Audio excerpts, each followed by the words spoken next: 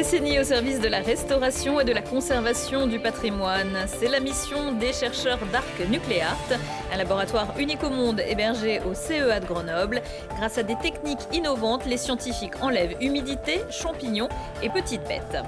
Le transport par câble pour la métropole grenobloise entre Fontaine et Saint-Martin-le-Vinoux devrait être pour 2024.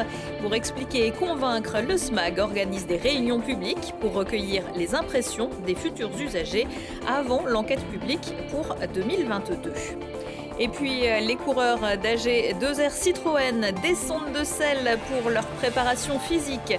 L'un de leurs terrains de jeu favoris, l'Oison, forcément, et en l'occurrence les sommets autour de Vaujany. De belles grimpettes qui ne font pas peur aux Isérois qui visent les sommets. Bonsoir à tous, ravi de vous retrouver dans ce JT du vendredi 26 novembre 2021. Du lundi au vendredi à partir de 18h, l'essentiel de l'actualité du Grand Grenoble. Winter is coming. La préfecture de l'Isère met en garde les automobilistes, mais aussi les skieurs de randonnée en raison des chutes de neige qui devraient toucher le département ce week-end. L'épisode neigeux débutera dès ce vendredi soir, pouvant aller de 3 cm en plaine à 30 cm en altitude, avant de s'intensifier dans la nuit de dimanche à lundi, créant des conditions propices aux avalanches sur les pistes. Les deux Alpes ouvrent officiellement leur saison demain samedi matin. Quand la science a rendez-vous avec l'histoire des corps momifiés, un mammouth ou plus couramment des reliques ou des épaves de bateaux. Voilà un demi-siècle qu'Arc Nucléart répare les ravages du temps, des éléments naturels, des organismes vivants. Un laboratoire qui n'existe nulle part ailleurs dans le monde et que Charlotte Faulkner a eu la chance de visiter. C'est un lieu pas comme les autres qui se trouve au CEA. Arc Nucléart est un regroupement d'intérêt public qui a pour mission principale la conservation et la restauration d'objets archéologiques et historiques organiques en bois ou encore en cuir.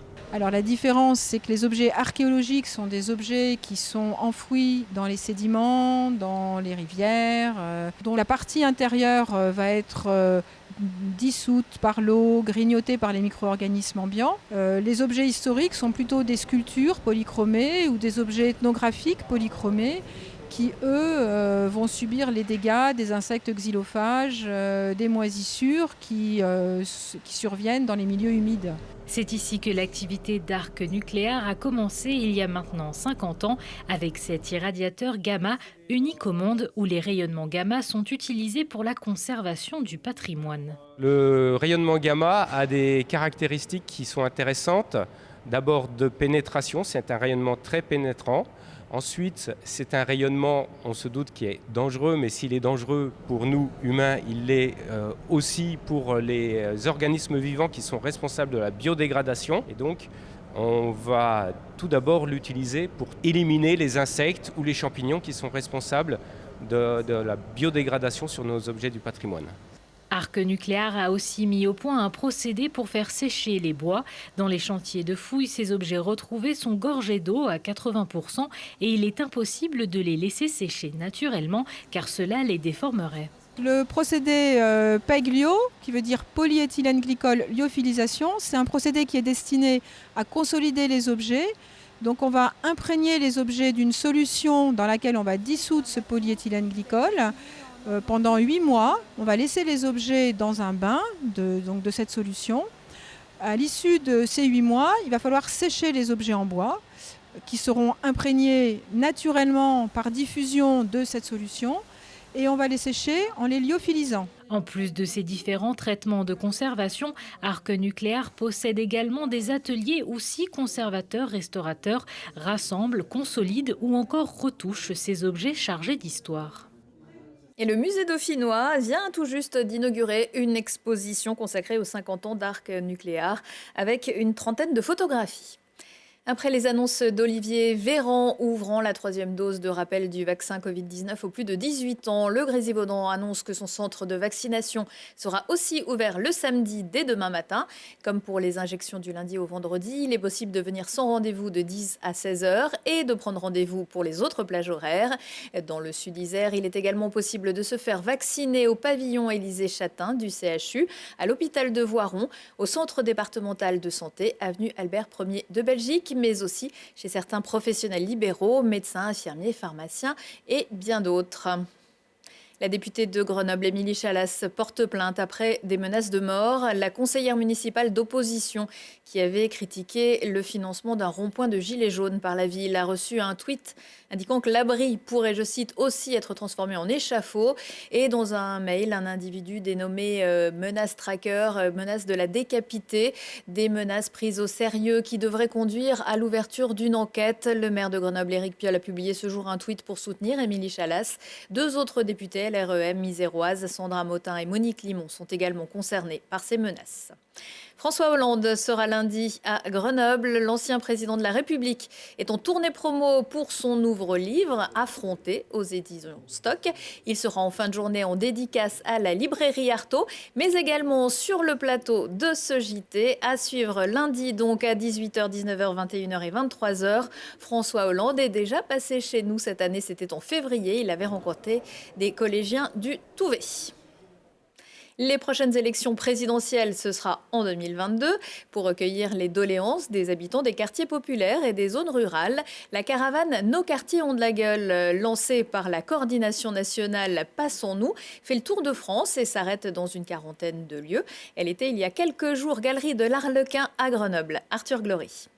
Parler, débattre, faire prendre conscience, Nos quartiers ont de la gueule passe par les galeries de l'Arlequin à Villeneuve. Cette caravane du collectif Passons-nous sillonne les quartiers populaires de France pour apporter un message politique.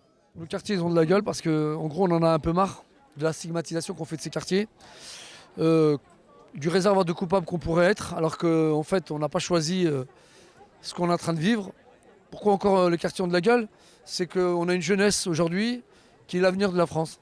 Malheureusement on parle mal de cette jeunesse, on veut la criminaliser, on veut la diaboliser. Nous on est venu lui dire qu'on l'aime et qu'on veut lui parler d'amour et qu'on lui dit que c'est l'avenir de la France.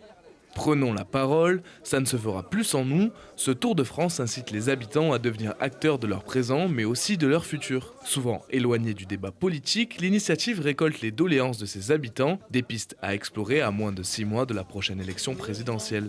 Des actions comme ça, on n'en a pas tous les jours. Le fait de faire le Tour de France et de venir voir les habitants et tout, ça normalement c'est... gouvernement et tout ça, on les voit pas. C'est vrai qu'ils viennent, mais nous, on les voit pas, les habitants. Et ça, c'est dommage. J'en ai rencontré quelques-uns au début, mais parce que j'étais sur d'autres choses, mais on les voit pas. Mais on en a besoin. C'est pour faire bouger. La preuve, c'est marqué, nos quartiers ont de la gueule. Ça veut tout dire, quoi. Toutes les doléances laissées seront compilées dans un manifeste à la fin de la tournée, prévu le 12 mars avec une dernière étape à Paris. Ils espèrent alors être enfin entendus. Au contraire, on n'est pas un problème, on est une solution. À pied, à vélo, en covoiturage, en bus, en tram et bientôt en câble. Le syndicat mixte des mobilités de l'aire grenobloise s'apprête à étoffer son offre de mobilité. Le projet de transport par câble entre Fontaine et Saint-Martin-le-Vinoux avance bien. Le SMAG organise cet automne des réunions publiques comme jeudi soir sur la presqu'île scientifique. Arthur Glory. Monter dans un métro-câble en plein Grenoble devrait devenir réalité fin 2024. D'ici là, les habitants des quartiers en question se concertent jusqu'au 1er décembre. Ce projet de transport par câble permettrait de relier Saint-Martin-le-Vinoux à Fontaine en passant par la presqu'île, une solution innovante pour répondre à un besoin de mobilité. Ce qui ressort, c'est quand même le besoin d'offres de mobilité collective, organisées. Donc après, on peut diverger sur la manière de répondre à la question, avec quel type de transport. Mais je crois que ce qui fait consensus, c'est qu'il y a un besoin dans ce secteur d'offres de déplacement supplémentaires qui n'ajoutent pas des voitures aux voitures. Ça, c'est quelque chose aussi d'important pour désenclaver, pour décongestionner ce secteur qui l'est fortement aujourd'hui. Et nous sommes convaincus que cette ligne de transport par câble pourra y répondre.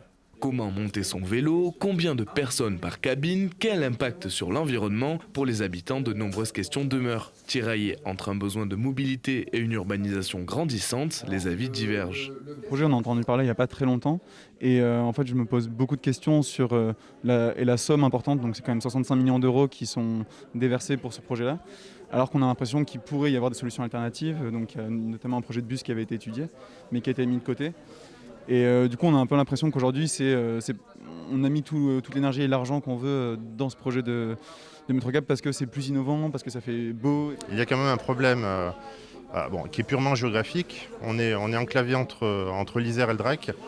Et en gros, le seul transport en commun dont on puisse disposer de manière régulière, c'est la ligne B du tram. Donc ça marche, sauf justement quand ça ne marche pas. Donc c'est pour ça qu'un projet, que ce soit du câble ou quoi que ce soit d'autre, mais qui relie idéalement donc Saint-Martin-Vignoux, Presqu'île et Fontaine, ça permettrait vraiment de désenclaver la Presqu'île en nous donnant un accès simple au reste de l'agglo. Plusieurs sujets sont alors soumis à concertation, l'aménagement des espaces publics et des stations ou encore la configuration intérieure des cabines. Toutes les remarques seront recueillies et deviendront des pistes à creuser pour l'enquête publique prévue au printemps 2022. Un sujet sur lequel reviendra bien sûr Franck Longo, le maire de Fontaine et l'invité du QG politique cette semaine, à retrouver vendredi à 21h15 et samedi à 13h.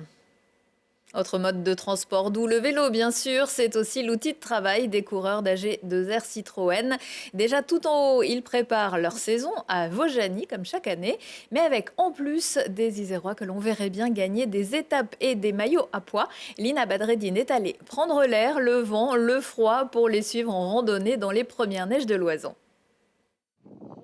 Ils font désormais partie du paysage de Vaujany. Comme chaque année depuis 5 ans, la G2R Citroën Team vient respirer l'air de la montagne lors d'un stage de cohésion d'équipe. Un stage durant lequel les cyclistes ont troqué les vélos contre les baskets, de quoi continuer de faire du sport, sans pression, mais sous les rafales de vent. On dit souvent que le cyclisme est un sport individuel qui se pratique en équipe.